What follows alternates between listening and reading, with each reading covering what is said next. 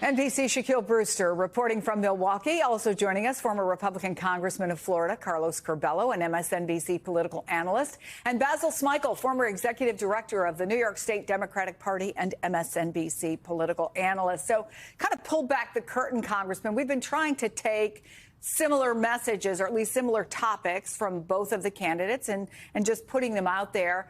As you consider talking to a crowd, let's say, I'll look for your word. I would say that comment by Donald Trump was unconventional for people who probably waited in line for hours. But I just wonder what you make of that comparison. Well, look, yeah, Chris, I think the people who are there to see Donald Trump, I mean, they're going to be fine with whatever he says. I think the people watching on TV, right, people who watch the local news later at night and listen to that, they might wonder, what exactly is he saying? And some of these voters are actually still trying to make up their minds. They're looking for each of these candidates to give them something that they can hold on to. And Donald Trump just keeps playing to his base. His 100% base strategy is a risky one. It's one that worked in 2016, but has really failed him in the MAGA movement in 2018, 22, and in 2020, of course, when he lost to President Biden. So it's a high-risk strategy, but this is who Donald Trump is, and he is not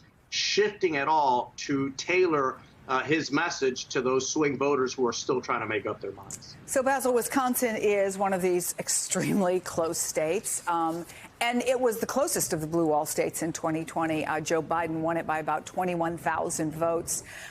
Trump won it in 2016 by 22,000, so that tells you. This year, both campaigns have spent the least amount of time in Wisconsin versus Michigan and Pennsylvania, but they've been there quite a lot comparatively to past years. I want to ask you about something Monica Alba just reported. She's been talking to the Harris-Walz campaign.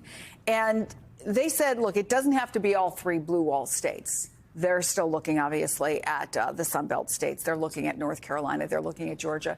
Does that sound to you like what they've been saying, like we're going to have a lot of different paths and we're going to work on all paths? Or 5 days before Election Day saying it doesn't have to be all three blue wall states, maybe indicate to you they're not feeling confident they'll get all three blue wall states? I don't know if it's a concession, but both things can be true. They may not get one of those states, but the fact that they've got the resources that they have, the fundraising, as you know, has been extraordinary. The fact that they've got those volunteers on the ground, they have an extraordinary operation, means that they have more paths to victory. But it also means that they've got more paths to the down ballot races to be able to elevate some of those folks. So just bringing all of that turnout together, really trying to energize the grassroots of the party, actually does help them in the long run be able to contest in more parts of the country. But I don't think they've given up on Wisconsin. I would not give up on Wisconsin. The turnout in areas where she's been, particularly Madison, the turnout in those areas as far as 89%, as high as 89%. So there, it is a voter-rich area. One of the things that I love about what the campaign is doing is really going after Gen Z and first-time voters. They've got so many folks on the ground organizing on college campuses. That's something that, to the Congress member's point, if Donald Trump is 100% base strategy, she is doing the kind of persuasion that you would want to see a campaign do at this moment in time, even though she's got to do it simultaneous to GOTV. A lot of that, obviously, Carlos, is fairly traditional campaign, especially when you have that much money. Exactly what Basil talks about, the idea that they can kind of cast a wider net, right? But Donald Trump, and this was just reported by Steve Patterson, said something interesting. He's being asked, like, why aren't you in a Wisconsin or a Michigan or a Pennsylvania? Why are you in New Mexico? And the campaign said they are extremely confident, and they believe his message is nationalized. So it almost doesn't matter where he is, but the power of Donald Trump is that voters everywhere are going to watch, listen, hear what he has to say. Are they right? Look, I'd say they're right in part. I mean, campaigning has changed a lot. Sometimes candidates go to a specific place to make a point if there's a controversy or a particular issue in a part of the country. But here's something we know for sure. Donald Trump is not going to win New Mexico. I mean, I can tell you that with 99% certainty.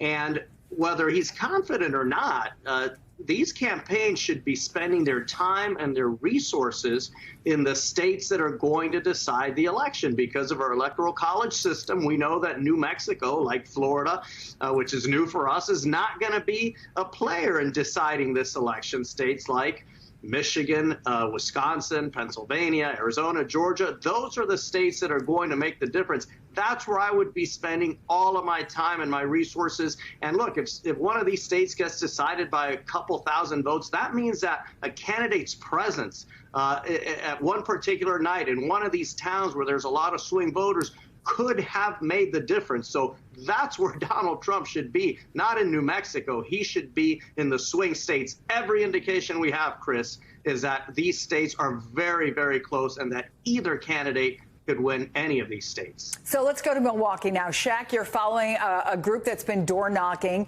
They're targeting the city's problem with vanishing voters. What exactly does that mean, and how are they trying to talk to them?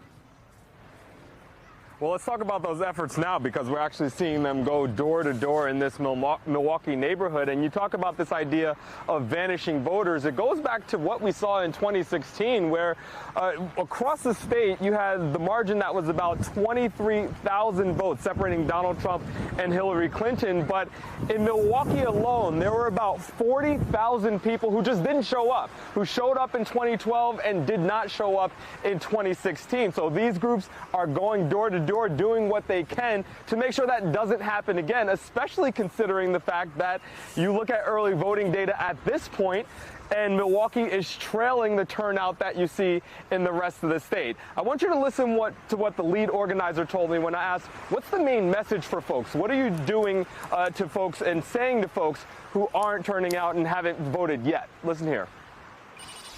Have you had conversations with people and convinced them to come out and vote? Yes.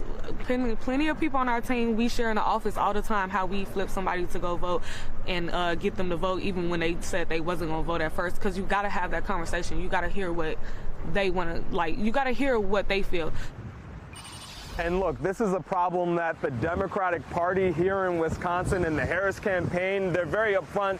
They're aware of it. They know that turnout will matter. This is Wisconsin's biggest city, so they know they need the numbers here in order to offset Donald Trump's popularity in the more rural parts of the city. And that gives you a hint into why we're seeing Bill Clinton here today, why Vice President Harris will be here tomorrow with some big celebrity names. They're having a concert series that we've been seeing in this state. Cardi B is scheduled to speak at that event. It gives you a sense that they know this is about turning out the vote, and with just a couple of days until Election Day, this is when it matters in making sure that people come out to the polls, especially here in Milwaukee, Chris. Shaquille Brewster on what looks like a nice fall day in Milwaukee. Thank you for that.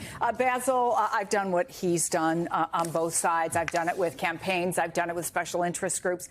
It can be brutal. You can, knock on a lot of doors, have doors slammed into your face. You can just, nobody answers the door.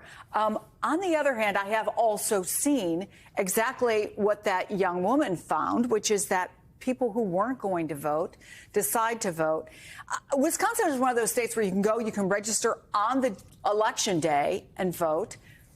You have to know, like, how effective this can be. It does seem like a lot of work, percentage-wise, but can it make a big difference? Oh, absolutely. Listen, we've talked a lot about the role of social media in campaigns, particularly this year. This is also about social networks. This is about people that you know, pulling other people that you know to the process, getting them out to vote, getting them to door knock. The number of calls and organizing meetings that I've been a part of or heard about that have happened organically because people realize the importance of really engaging the networks has been quite extraordinary. The one concern that I have is based on the report of the teen in Florida who was wielding a machete in front of a polling site. Because given the stakes in this particular election and given the fact that there are so many people who might still be on the fence, what I don't want is for them to be to come to a point where they say, you know what, I'm concerned about my safety, I'm concerned about what's going to happen. Maybe I sit this one out. That's the concern, because that is also part of the Trump strategy. So the one thing that I would say, just to be very quick, I got to put the glasses on. I want to shout out Faith United to Save Democracy. I got a text from two nuns who are part of a group that are actually going to safeguard the polls. So if you have any indication of how important this election is and the need for safety, I look to the two nuns, Patty and Lynn Marie, who are out there trying to make sure that everybody's safe. I say